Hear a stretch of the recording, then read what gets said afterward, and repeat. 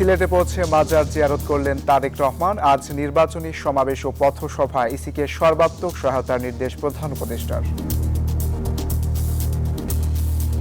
ইলেকশনের বিষয়ে যত ধরনের সহযোগিতা লাগে এটা গভর্নমেন্ট থেকে পুরোপুরি সহযোগিতা দেওয়া হবে।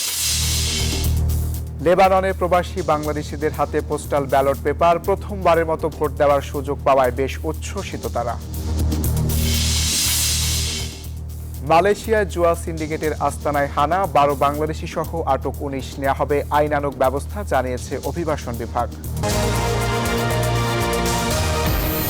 স্বাগত প্রবাসের সংবাদে, সঙ্গে আছি আমি শাহরিয়ার অঙ্কুর। দেখছিলেন বিআরবি কেবল সংবাদ শিরোনামগুলো, এবারে বিস্তারিত। দলের ঐতিহ্য ধরে রেখে আনুষ্ঠানিক নির্বাচনী প্রচার শুরুর আগে সিলেটে হযরত শাহজালাল ও হযরত শাহপরান রহমতুল্লাহ আলাইহির মাজার জিয়ারত করলেন বিএনপি চেয়ারম্যান তারেক রহমান। সঙ্গে ছিলেন তার স্ত্রী ডাক্তার জুবাইদা রহমানও। 22 বছর পর তারেক রহমানের সিলেট আগমনে উচ্ছ্বসিত সর্বোচ্চ স্তরের নেতাকর্মীরা। আজ সকালে সিলেট আলিয়া মাদ্রাসা মাঠে সমাবেশে বক্তব্যের মাধ্যমে নির্বাচনী সমাবেশের উদ্বোধন করবেন বিএনপি প্রধান। সিলেট থেকে সাইফুল ইসলামের রিপোর্ট। 22 বছর পর পুণ্যভূমি সিলেটে বিএনপি চেয়ারম্যান তারেক রহমান। উপলক্ষ ত্রয়োদশ জাতীয় সংসদ নির্বাচনের আনুষ্ঠানিক প্রচারণা শুরু। হযরত শাহজালাল রহমতুল্লাহর মাজার জিয়ারতের মাধ্যমে নির্বাচনী প্রচারণা শুরু রেয়াজ বিএনপি প্রতিষ্ঠার পর থেকেই। শহীদ জিয়াউর রহমান ও বেগম খালেদা জিয়াকে অনুসরণ করে 360 আউলিয়ার দেশে আসলেন তারেক রহমান। নির্বাচনী প্রচারণা শুরুর কয়েক ঘন্টা আগে করলেন হযরত শাহজালাল রহমতুল্লাহর মাজার জিয়ারত। সঙ্গে ছিলেন স্ত্রী ডাক্তার জুবাইদা রহমান। হযরত শাহজালাল রহমতুল্লাহর মাজার সংলগ্ন মসজিদে নফল নামাজ আদায় করেন তারেক রহমান। পরে মোনাজাতে অংশ নেন তিনি। হযরত শাহজালাল রহমতুল্লাহর মাজার জিয়ারত শেষে হযরত শাহপরান রহমতুল্লাহর মাজারে যান তারেক রহমান। তারেক রহমানের আগমনে উল্লসিত সিলেটের সর্বস্তরের নেতাকর্মীরা। দলের কান্ডারিকে দেখতে বুধবার সন্ধ্যার পর থেকেই অপেক্ষায় ছিলেন তারা। আমাদের বিএনপির চেয়ারপারসন বেগম খালেদা জিয়া যখন নির্বাচনী প্রচারণা শুরু করতেন তখন এই সিলেটকে প্রথমেই বেছে নেওয়া হতো। এটা হচ্ছে পুণ্যভূমি। নির্বাচনকে সামনে রেখে প্রথম যে যাত্রাটা, এই যাত্রাটা আমাদের সিলেট থেকে কিন্তু শুরু হচ্ছে। এর জন্য আমরা অনেক আনন্দিত। গোটা বাংলাদেশের মাটিও মানুষের নেতা, উনি আসতেন, সিলেটবাসী আমরা ধন্য। তিনার এই আগমনের জন্য বৃহত্তর সিলেটে 19টি আসনে সেটা নির্বাচনী প্রভাব পড়বে। আগামী 12 তারিখ সেটা দেখতে পারবেন। এদিকে তারেক রহমানের পর হযরত শাহজালাল রহমতুল্লাহর মাজার জিয়ারত করেছেন বিএনপি মহাসচিব মির্জা ফখরুল ইসলাম আলমগীর। বৃহস্পতিবার সকালে সিলেট আলিয়া মাদ্রাসা মাঠে সমাবেশে বক্তব্য রাখবেন বিএনপি চেয়ারম্যান। পরে আরো কয়েকটি জনসভায় যোগ দিবেন তিনি।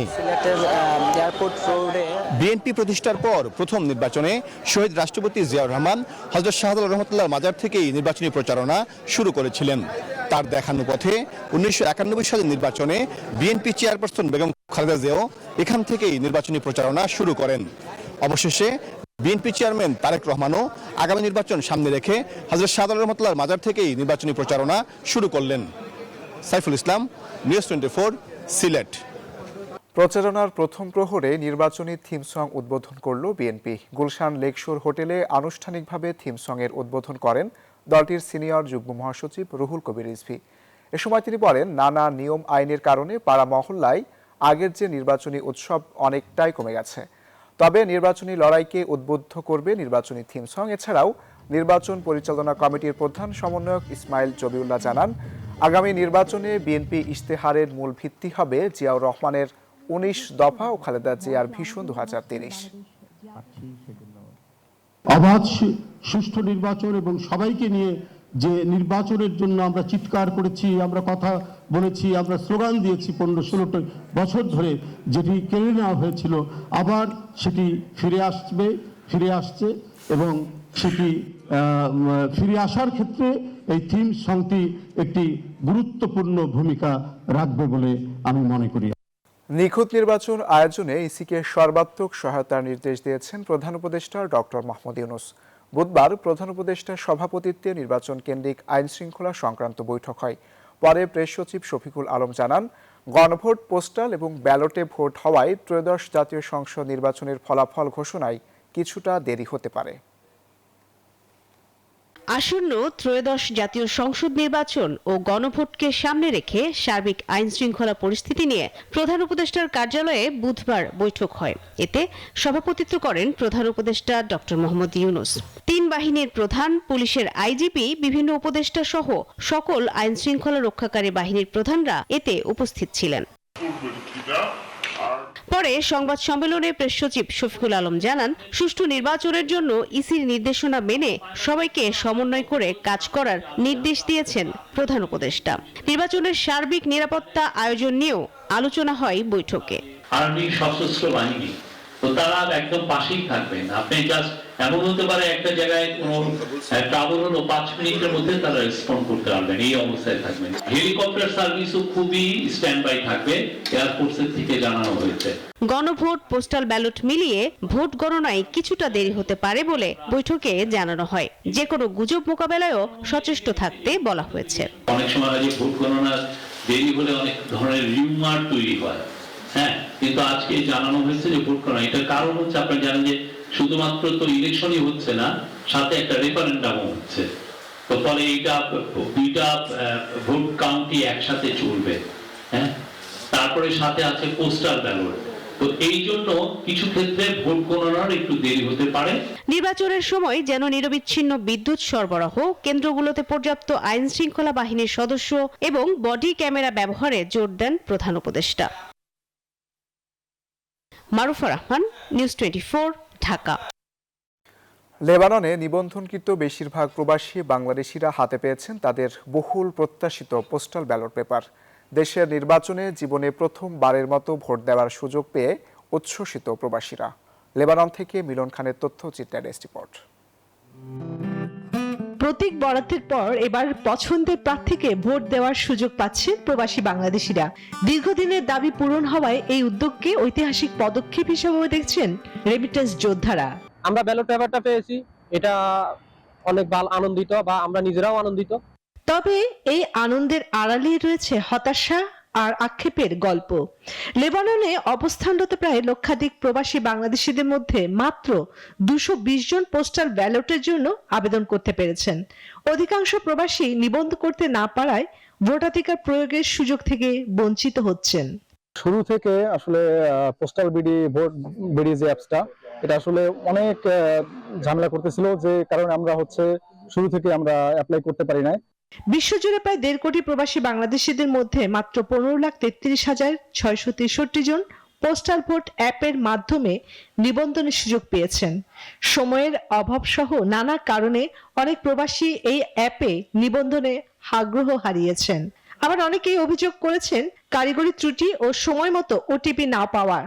সব মিলিয়ে প্রবাসীদের অভিযোগ নিবন্ধন প্রক্রিয়া নিয়ে পর্যাপ্ত কাউন্সেলিং ও সচেতনতামূলক উদ্যোগ না থাকার। বাংলাদেশের সরকারে যদি সাফারের মাধ্যমে যদি ভোটার আইডেন্টি কার্ড করার জন্য যদি অনুমতি দিত বা একটু সহযোগিতা করতো, তাহলে আমরা প্রবাসীরা অনেক উপকার পাইতাম। প্রবাসীদের প্রত্যাশা, এই অভিজ্ঞতা থেকে শিক্ষা নিয়ে আগামী নির্বাচনে বিশ্বের বিভিন্ন দেশে অবস্থানরত আরো বেশি বাংলাদেশি যেন বাস্তবভাবে তাদের সাংবিধানিক ভোটাধিকার প্রয়োগের সুযোগ পান। Desk report, news 24। এ বিষয়ে আরো জানাতে লেবানন থেকে যোগ দিচ্ছেন সহকর্মী মিলন খান। মিলন, লেবাননে নিবন্ধনকৃত বেশিরভাগ প্রবাসী বাংলাদেশি হাতে পেয়েছেন তাদের বহুল প্রত্যাশিত পোস্টাল ব্যালট পেপার। এ নিয়ে প্রবাসীদের মধ্যে উচ্ছ্বাস কেমন দেখছেন? শাহরিয়ার অঙ্কুর, যেমনটি আপনি বলছিলেন যে আসলে প্রবাসীরা প্রথমবার দেশের বাইরে থেকে ভোট দেওয়ার যে সুযোগটা সেটি পেয়েছে, এতে নিঃসন্দেহে এটি একটি আনন্দের বিষয়। তবে লেবাননে লক্ষাধিক প্রবাসী বাংলাদেশি অবস্থান করছে বর্তমানে, তার মধ্যে মাত্র 120 জন আবেদন করতে পেরেছে। সেক্ষেত্রে বোঝাই যাচ্ছে যে আসলে একটা বড় অংশই কিন্তু এই নিবন্ধন থেকে বাইরে চলে গেছে। ফলে আসলে এই 120 জনেই শুধু উচ্ছ্বাস, আর বাকি যারা রয়েছে তাদের মধ্যে একটা ক্ষোভ, হতাশা এবং আক্ষেপ নিয়েই কিন্তু তারা কিন্তু দিন পার করছে। আসলে আমরা যেটুকু প্রথম থেকেই দেখেছি যে লেবাননের শুরুতেই কিন্তু পোস্টাল ব্যালটের বিষয়ে লেবাননের খুব বেশি একটা আলোচনা হয়নি। এখানে দূতাবাস রয়েছে, বিভিন্ন রাজনৈতিক দলের নেতৃবৃন্দরা রয়েছে, কমিউনিটির নেতৃবৃন্দরা রয়েছে, সকলেই আসলে কেউ এই ব্যালট পেপারের বিষয়ে অর্থাৎ পোস্টাল ভোটের বিষয়ে খুব বেশি আলোচনা করেনি। এখানে যে সমস্যাগুলো ছিল সেগুলো আসলে সমাধানের জন্য কোনো উদ্যোগ গ্রহণ করেনি। ফলে প্রবাসীরা কিন্তু একটা আগ্রহ যে ছিল সেটা আগ্রহটা হারিয়ে ফেলেছে। এছাড়াও কিন্তু অসংখ্য এখানে সমস্যা রয়েছে এই পোস্টাল ব্যালটে ভোট রেজিস্ট্রেশন না করার পিছনে। সেই কারণগুলোর মধ্যে বড় অঙ্কের কারণগুলো রয়েছিল যে মূলত সময়ের একটা স্বল্পতা ছিল, অর্থাৎ খুব কম সময় দেওয়া হয়েছিল রেজিস্ট্রেশনের জন্য। অনেক প্রবাসী বাংলাদেশিকে আমি জিজ্ঞেস করেছিলাম, কিন্তু তারা জানেই না যে আসলে নিবন্ধন শুরু হয়ে গেছে। যার কারণে আসলে যেহেতু একদিকে কাউন্সিলিং এর অভাব ছিল, অর্থাৎ এটা নিয়ে খুব বেশি কথা হয়নি, এবং সময় স্বল্পতা ছিল, অনেকের আবার এনআইডি কার্ড ছিল না, যার কারণে আর একটা ভোগান্তির মধ্যে পড়তে হয়েছিল। এছাড়াও অনেকগুলো সমস্যা রয়েছে। এই সমস্যাগুলো সমাধানের আসলে কোনো উদ্যোগ গ্রহণ না করার কারণে আসলে এনআইডি কার্ড সহ যে বিভিন্ন সমস্যাগুলো মোটা অঙ্কে রয়েছে সেগুলো সমাধান না করার কারণেই। মিলন, আপনাকে ধন্যবাদ। মালয়েশিয়ার রাজধানী কুয়ালালামপুরের ব্যস্ততম এলাকা বুকিত বিনতাংয়ে একটি অনলাইন জুয়া সিন্ডিকেটের আস্তানায় ঝটিকা অভিযান চালিয়েছে দেশটির অভিবাসন বিভাগ। 19 জানুয়ারি রাতে পরিচালিত এই অভিযানে 12 বাংলাদেশি সহ মোট 19 জনকে আটক করা হয়েছে। মালয়েশিয়ার অভিবাসন বিভাগের মহাপরিচালক জাকারিয়া শাবান জানান, একটি সংঘবদ্ধ চক্র দীর্ঘদিন ধরে বিদেশি নাগরিকদের লক্ষ্য করে অনলাইন জুয়া কার্যক্রম পরিচালনা করছিল। গোপন সংবাদের ভিত্তিতে প্রায় 1 মাস ধরে ওই এলাকায় নজরদারি চালানো হয়। আটক ব্যক্তিদের বিরুদ্ধে আইনানুগ ব্যবস্থা প্রক্রিয়াধীন রয়েছে বলে জানিয়েছে অভিবাসন বিভাগ। পবিত্র রমজান মাস সামনে রেখে সৌদি আরব জুড়ে মসজিদগুলোর জন্য নতুন ও কঠোর নির্দেশনা জারি করছে দেশটির ইসলাম বিষয়ক মন্ত্রণালয়। এসব নির্দেশনা ইমাম, মুয়াজ্জিন ও মসজিদের অন্যান্য কর্মীদের জন্য প্রযোজ্য হবে। মন্ত্রণালয়ের জারি করা সার্কুলারে বলা হয়েছে, রমজান মাসে মসজিদের কর্মীদের পূর্ণ উপস্থিতি নিশ্চিত করতে হবে। কেবল জরুরি প্রয়োজন ছাড়া অনুপস্থিতি অনুমোদনযোগ্য নয়, তাও অবশ্যই সরকারি অনুমতি নিয়ে এবং বিকল্প দায়িত্বপ্রাপ্ত ব্যক্তি নির্ধারণের মাধ্যমে ছুটি নিতে হবে। মিস আয়ারল্যান্ড খ্যাত বাংলাদেশি বংশোদ্ভূত মাকসুদা আক্তার প্রিয়তির মাতৃত্বকালীন লেখা বই ভাঙনের ভাষা, ভাঙন থেকে বিকাশে মাতৃত্ব দেখার প্রচলিত দৃষ্টিভঙ্গিকে নতুনভাবে উপস্থাপন করেছে। বইটিতে মাতৃত্ব একক নারীর দায়িত্ব নয়, বরং পরিবার ও সমাজের যৌথ দায়িত্ব হিসেবে দেখার আহ্বান জানানো হয়েছে। লেখিকার উদ্দেশ্য ছিল মায়েদের কষ্টকে স্বাভাবিক কিংবা ব্যক্তিগত দুর্বলতা হিসেবে না দেখে সামাজিক ও পারিবারিক কাঠামোর আলোকে তুলে ধরা। বইটিতে মাতৃত্বকালীন সময়ে প্রয়োজনীয় মানসিক ও সামাজিক সাপোর্টের অভাবের বিষয়টি স্পষ্টভাবে উঠে এসেছে। আয়ারল্যান্ড প্রবাসী হয়েও মাতৃত্ব নিয়ে এমন সচেতন ও বাস্তবধর্মী লেখা নিঃসন্দেহে সব নারীর জন্য অনুপ্রেরণামূলক এবং তাদের এগিয়ে চলার পথে সাহস যোগাবে।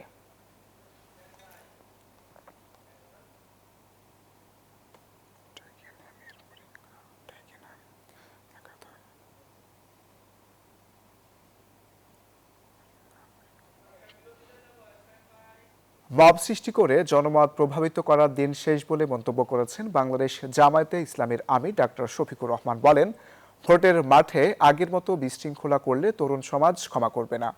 মিরপুরে বিএনপির সাথে সংঘর্ষে আহতদের হাসপাতালে দেখতে যান তিনি। ভোটারদের ভয়ভীতি ও কালো টাকা ছড়িয়ে একটি দল পরিবেশ নষ্ট করছে বলে জানান দলটির সেক্রেটারি জেনারেল মিয়া গোলাম পরোয়ার। খুলনায় দলীয় প্রতীক পাওয়ার পর গণমাধ্যমে কথা বলেন তিনি। প্রচার শুরুর 2 দিন আগে মিরপুরে জামায়াত বিএনপি সংঘাতের ঘটনায় আলোচনায় এখন ঢাকা 15 আসন। এই আসনে লড়ছেন জামায়াতের আমির ডাক্তার শফিকুর রহমান। প্রতিদ্বন্দ্বিতা করবেন বিএনপির মনোনীত প্রার্থী শরীফুল ইসলাম খান মিল্টন। নেতাকর্মীদের উপর সন্ত্রাসী হামলার অভিযোগে রাজধানী মিরপুরে বিক্ষোভ মিছিল করেছে জামায়াতে ইসলামী। বুধবার মিছিলটি মিরপুর 60 ফিট বারেক মোল্লা থেকে শুরু হয়ে আমতলায় গিয়ে সমাবেশের মাধ্যমে শেষ হয়। নেতারা বলেন, একটি দল পরিকল্পিতভাবে মব তৈরি করে নির্বাচনী পরিবেশ নষ্ট করতে চায়। এই দেশের মানুষ আগামীতে জামাতকে ক্ষমতায় দেখতে চায়, সুতরাং জামাত সকল প্রস্তুতি নিয়েই আগামী ইলেকশন এবং সন্ত্রাসীদের মোকাবেলা করবে ইনশাআল্লাহ। এদিকে মঙ্গলবারের সংঘর্ষের ঘটনায় আহতদের দেখতে শ্যামলীতে হাসপাতালে যান জামায়াতের আমির ডাক্তার শফিকুর রহমান। এ সময় তিনি বলেন, ভোটের মাঠে আগের মতো বিশৃঙ্খলা করলে তরুণ সমাজ ক্ষমা করবে না। অত্যন্ত বেদনাদায়কভাবে বিএনপির লোকেরা হামলা চালায়। কোনো ব্যক্তি বা দলের কোনো ধরনের কোনো এখতিয়ার নাই এই ব্যাপারে কোনো মব সৃষ্টি করার। আমরা এই নোংরা মবের নিন্দা জানাই। এদিকে খুলনায় দলের সেক্রেটারি জেনারেল মিয়া গোলাম পরোয়ার অভিযোগ করেন, ভোটারদের ভয় ভীতি ও মাঠে কালো টাকা ছড়িয়ে দিচ্ছে একটি দল। আমার নির্বাচন এলাকার অমুসলিম অর্থাৎ হিন্দু ভোটারের সংখ্যা বিপুল, তারা সন্তুষ্ট হয়ে আছে। তাদের বলা হচ্ছে অন্য প্রতীকে গেলে তোমার ঠ্যাং ভাঙা হবে, অমুক মিটিংয়ে গেলে তোমার খবর আছে, তুমি যদি দাঁড়িপাল্লায় ভোট দাও তোমার ভোট কিনে যাওয়ার দরকার নাই। এটা আমার কানে আসতেছে। ফলে আমরা সকল প্রার্থীরা যেন অভিযোগ যেটা করি, আমি পক্ষ থেকে নিজের যেন সেই দুর্বলতা না থাকে, এভাবে যেন আমরা সিনসিয়ার থাকি। বলেন, সুষ্ঠু নির্বাচন সম্পন্ন হওয়ার লক্ষ্যে সব দলেরই সরকারকে সহযোগিতা করা উচিত। আরিফুল ইসলাম, নিউজ 24, ঢাকা। এবার জেডএসআরএম নির্বাচনের পথে।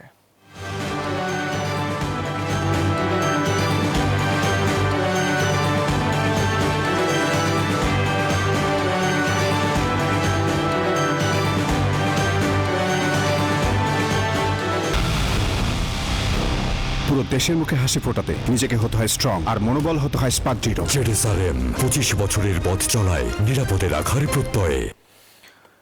প্রতীক বরাদ্দের মধ্য দিয়ে আনুষ্ঠানিকভাবে ত্রয়োদশ জাতীয় সংসদ নির্বাচনের ডামাডোল শুরু হলো। প্রতীক বরাদ্দ পেয়ে নিজেদের নির্বাচনী আশ্বাস তুলে ধরেন প্রার্থীরা। তবে নির্বাচনের আগে কালো টাকার ছড়াছড়ি, ভোটারদের বিভ্রান্ত করা এবং আচরণবিধি ভঙ্গের অভিযোগ ছিল রাজনৈতিক দলগুলোর প্রতিদ্বন্দ্বী প্রার্থীদের মধ্যে। মৌখিক অভিযোগকে বাইরে রেখে একটি সুষ্ঠু নির্বাচন আয়োজনে সর্বোচ্চ গুরুত্ব দেওয়াই প্রধান লক্ষ্য বলে জানান রিটার্নিং কর্মকর্তারা। দরজায় কড়া নাড়ছে ত্রয়োদশ জাতীয় সংসদ নির্বাচন। বুধবার দিনভর সারা দেশে একযোগে প্রার্থীদের মাঝে প্রতীক বণ্টন করেছে রিটার্নিং অফিসাররা। ধানের শীষ, দাড়িপাল্লার মতো দলীয় প্রতীক ছাড়াও ফুটবল, হাঁস ও ঘোড়ার মতো প্রতীক পেয়েও স্বতন্ত্র প্রার্থীদের উচ্ছ্বাস ছিল চোখে পড়ার মতো। এদিকে সকাল 9টা থেকে ঢাকা জেলার 20টি আসনের 186 প্রতিদ্বন্দ্বী প্রার্থীর মাঝে প্রতীক বরাদ্দ ও মতবিনিময় করেন রিটার্নিং অফিসাররা। যেখানে বড় রাজনৈতিক দল ও জোটের প্রার্থীরা নির্বাচনী আচরণবিধি ভঙ্গের অভিযোগ আনেন পরস্পরের বিরুদ্ধে। গত এক সপ্তাহ যাবৎ প্রত্যেকটা ফ্ল্যাটে গিয়ে লিফলেট দিয়ে ফেসবুকে অসংখ্য স্ট্যাটাস আছে, মির্জা ভাইয়ের পক্ষের লোক ডিরেক্টলি দানের শেষে ভোট চেয়েছে। আমরা পরিষ্কারভাবে দেখতে পাচ্ছি সরকার এবং নির্বাচন কমিশন একটা দলের প্রতি ঝুঁকে পড়েছেন। আমরা এমন বিভ্রান্ত তৈরি করতে চাই না যাতে আস্থার সংকট হয়, নির্বাচনটা অনুষ্ঠিত হতে চ্যালেঞ্জ হয়, সহযোগিতা দরকার। বিগত বছরগুলোর তুলনায় এবারের নির্বাচনে নারী প্রার্থীদের উপস্থিতি ছিল কিছুটা কম। নিরাপত্তা ও লেভেল প্লেইং ফিল্ড নিয়ে কারো কারো আছে সংশয়। আপনারা জানেন যে জাতীয় পার্টিকে দোসর হিসেবে ট্যাগ দেওয়ার যে অপচেষ্টা বলবো, যে সেটা ভীষণভাবে চলছে এখনো।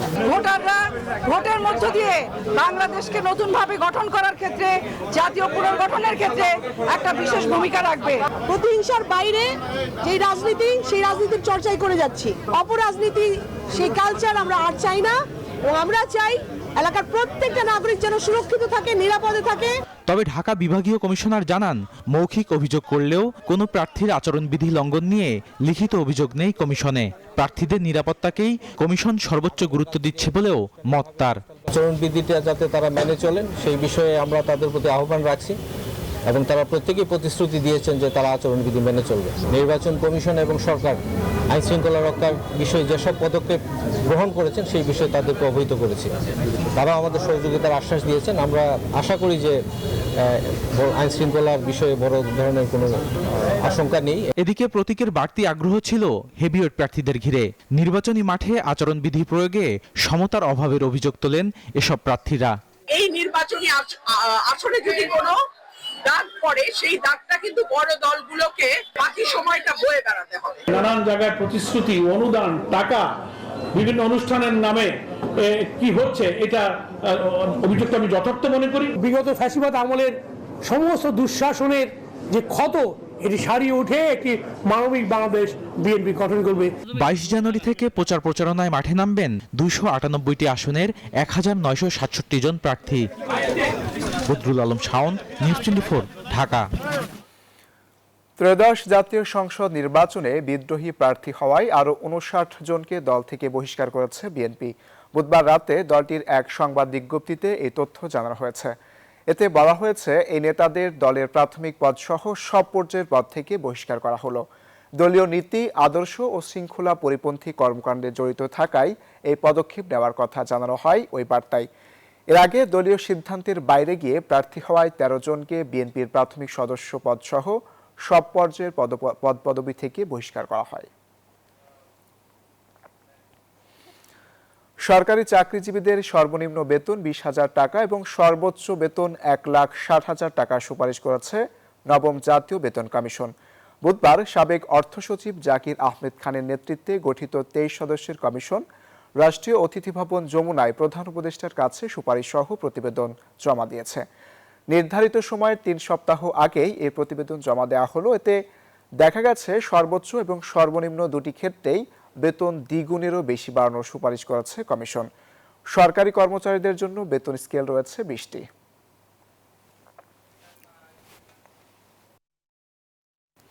বাংলাদেশ ভারতে না খেললে টি-20 বিশ্বকাপে বিকল্প দল নেবে আইসিসি। বুধবার ক্রিকেটের সর্বোচ্চ নিয়ন্ত্রক সংস্থার সভায় এই সিদ্ধান্ত হয়েছে। বাংলাদেশ ক্রিকেট বোর্ডকে শুক্রবারের মধ্যেই জানাতে হবে চূড়ান্ত সিদ্ধান্ত। আইসিসি বলছে বাংলাদেশ অনড় অবস্থান থেকে না সরলে সুযোগ পাবে স্কটল্যান্ড। টি-20 বিশ্বকাপে বাংলাদেশের সিদ্ধান্ত জানতে চলতি সপ্তাহে সময় দিয়েছিল আইসিসি। সেই সময়সীমা পুনরায় বিসিবিকে মনে করিয়ে দিয়েছে ক্রিকেটের সর্বোচ্চ সংস্থা। শুক্রবারই শেষ হবে বাংলাদেশের সিদ্ধান্ত জানানোর সময়। গত কয়েক সপ্তাহ ধরে আইসিসি বিসিবির সাথে টেকসই এবং গঠনমূলক সংলাপ হয়েছে, যার স্পষ্ট লক্ষ্য হলো টুর্নামেন্টে বাংলাদেশের অংশগ্রহণ নিশ্চিত করা। এই সময়কালে আইসিসি স্বাধীনভাবে সবকিছু পর্যবেক্ষণ করেছে, নিরাপত্তা পরিকল্পনা এবং আয়োজক কর্তৃপক্ষের কাছ থেকে আনুষ্ঠানিক আশ্বাস সহ বিস্তারিত বিষয়ে আলোচনা করেছে। সিদ্ধান্তে পৌঁছেছে যে ভারতে বাংলাদেশ দলের নিরাপত্তা বা সুরক্ষার জন্য কোনো হুমকি নেই। আইসিসির সভাতে বিসিবিকে চেপে ধরে অন্য বোর্ডগুলো। তাদের দাবি ছিল ঘরোয়া টুর্নামেন্টে কোনো ক্রিকেটারকে বাদ দিতেই পারে সে দেশ, সেটি কেন জাতীয় পর্যায়ে যাবে? এদিকে ভারতীয় ক্রিকেট ভিত্তিক ওয়েবসাইটগুলোতে প্রকাশ পেয়েছে শেষ পর্যন্ত বাংলাদেশ না গেলে তারা স্কটল্যান্ডকে বেছে নেবে। এ বিষয়ে দ্রুতই প্রধান উপদেষ্টা শরণাপন্ন হবে বিসিবি। সেখানে হয়তো মিলতে পারে সমাধান। আগামী 7 ফেব্রুয়ারি মাঠে গড়াবে ক্রিকেটের সংক্ষিপ্ত ফরম্যাটে বিশ্বকাপের আসর। শুভদেবনাথ, নিউজ 24, ঢাকা। আর এই ছিল নিউজ 24 প্রবাসের সংবাদে। এতক্ষণ সাথে থাকার জন্য সবাইকে ধন্যবাদ।